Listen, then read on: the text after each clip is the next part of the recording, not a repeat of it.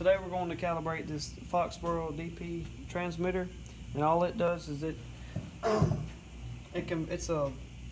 basically a P to I transmitter. And what that is it goes from pressure to current. So we're gonna hook up our pressure supply, and all it is we're coming out of it into a gauge, which is a H2O gauge, which is inches in H2O. We're gonna calibrate it for 50 to 150 inches of water, which is H2. It's not water column, it's just water. And so we're going to hook it up, and you go into the high side of the transmitter, and you see that the H that stands for high. We're going to vent the low. So after we get that hooked up, now we got to hook up the electrical side. And one thing that you want to add, just for protection of your devices, is this 250 ohm resistor. I already have it set, but in case you don't know, you want to reset it. I'll show you how. You turn your meter. This is a 179 true RMS volt multimeter. It's a Fluke. It's a pretty good meter. And you just want to hook in one side, the other side, and read your ohms. Okay, we'll say it's too low. You just turn the knob and get it up to 250. Or around, doesn't have to be specific. And then you unhook that. Now we're going to hook up the electrical side. This is a 24 volt DC input, so we come out of our power supply from our 24 volts. We'll run into our 250 ohm resistor, and then we will run in series of that to our DP cell, which is the red wire, and then out of that into our multimeter. And you want to set it up for current. It says 400 milliamps. You want milliamps down to your common. So we'll hook it up, turn the meter on. Right now it's an AC. You want to change it to DC. So have it hooked up. Okay, now we want to turn it up to our lower range value in our water column. You can see up here. If you accidentally go over, drop below, and then come back up, and you can see right here on this piece of paper, our lower range value is going to be 50 inches of H2O, and our upper range is going to be 150 inches of H2O. So now we turn our power on, and we come over here to our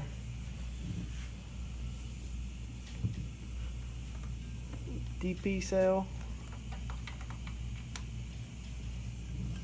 and right now we know that we want to calibrate it to read inches of H2O. So all you have to do is you press next, and you want to find configure. When you go to configure, press enter. There's two buttons, next and enter. You want to press next right now until you find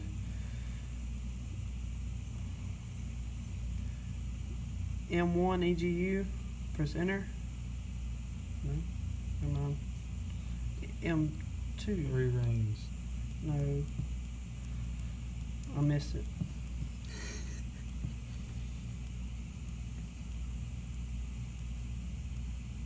M1 EGU, press enter. You'll press U, press enter. You want to change it to inches in H2O. It might take a minute to get to it. Inches, feet H2O, inches H2O. So press enter, we found it. Okay, now we want to go to rearrange. You press enter. Okay, our upper range value is 150. That's right, because that's what our paper says. So we're going to press enter. 50. No, we need to go to 0. See? So press next to change the bit. We need to get this to 0. No, we don't.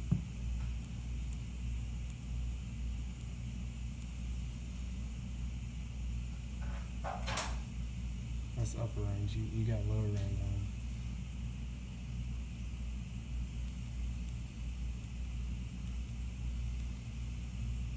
Okay. Now we're to our lower range. You just press enter to get out of it. We're on the lower range. You press enter. Just keep pressing enter. And now you want to press enter till you find save.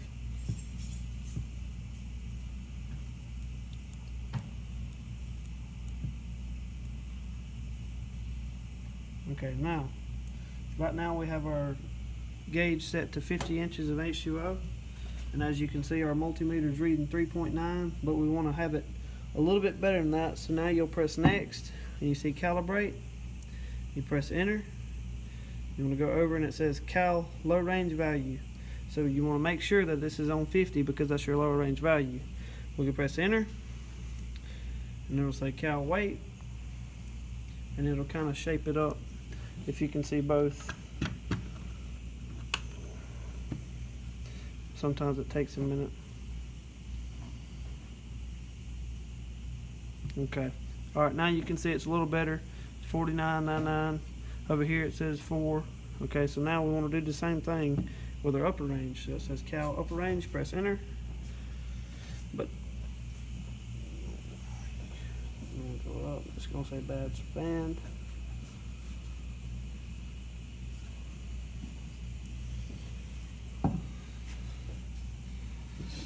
And I messed it up on purpose, but it should work. Okay, let's press enter, find it again. Okay, cal lower range, cal upper range. Now we want to calibrate because we're at 250. We need it to say 20 milliamps. It's a little off there.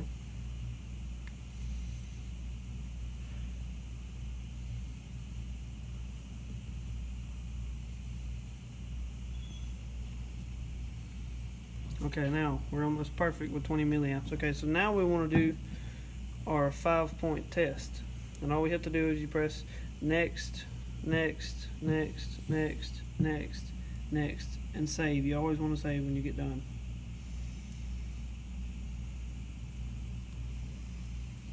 Okay, now here we are. We're at 150. Now we want to do our 5-point test, which is in our book here. And what it says is you have your 20%. Your 20% is at 70 inches of water column. So you want to adjust it for 70 inches of water column, and you want to drop below 90, 80, 60, 70. So now we're at 70. It says we should be reading 7.2 milliamps, and we're reading 7.3, 7.2. It's pretty close. So now we want to go on up to 90 inches of water column.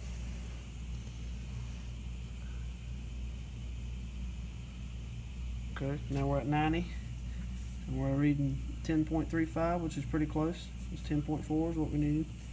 Now we want to go to 110.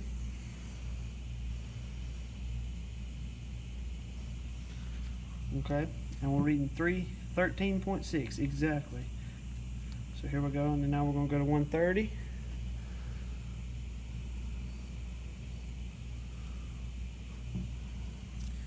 $16.75, round it up, it gives you 16.8. Now we're going to go all the way to 150 one more time,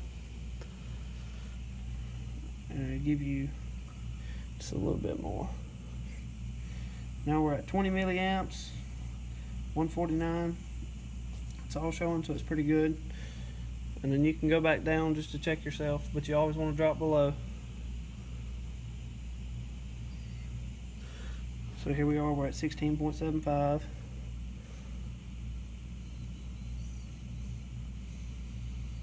110, you're at 13.5, which is pretty close. We're at 90. 10.4, pretty close. We're at 70. 7.2. And at 50. At 4 milliamps, and that's all.